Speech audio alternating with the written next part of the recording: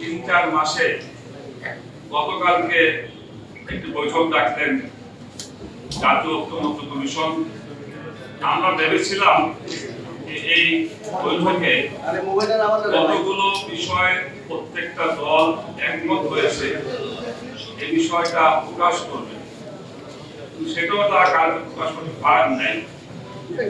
এই সংস্কারের বিষয়েও মানুষের অন্তরে একটা সংশয় তৈরি হয়েছে, তারা সংস্কার কত দিতে করবে, কত মাসে করবে।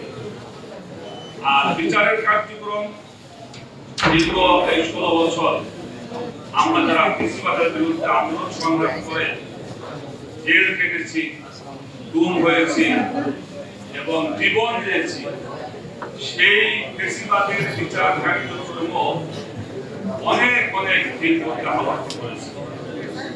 সরকার যদি আন্তরিক হতো, ইচ্ছা করত, এটা অল্প সময়ের মধ্যেই অন্তত 2-1টা বিচারের আর আমরা পেতে পারতাম।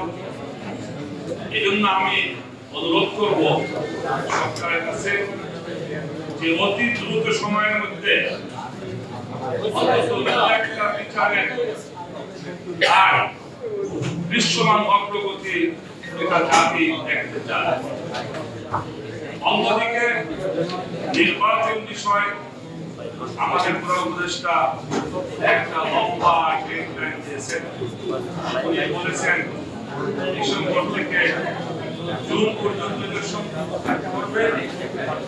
আসলে এই লম্বা সময় দেওয়ার কারণে জনগণের মধ্যে একটি সন্দেহ সংশয় তৈরি হয়েছে। জনগণ মনে করে আদৌ নির্বাচন হবে কি হবে না, এমন প্রশ্ন জনগণ করতেছে। আমি পরিষ্কার বলবো যে সংস্কার এবং নির্বাচনের একটি সুস্পষ্ট রুটম্যাপ জনগণ চায়। আমি আহ্বান করব সরকারকে যে বেশিরভাগ দল এবং জনগণের চাহিদা মতে আপনি একটি সুস্পষ্ট রোডম্যাপ প্রদান করুন, তাহলে জনগণ এই নির্বাচন বিষয়ে সংশয় থেকে বের হয়ে আসতে পারবে।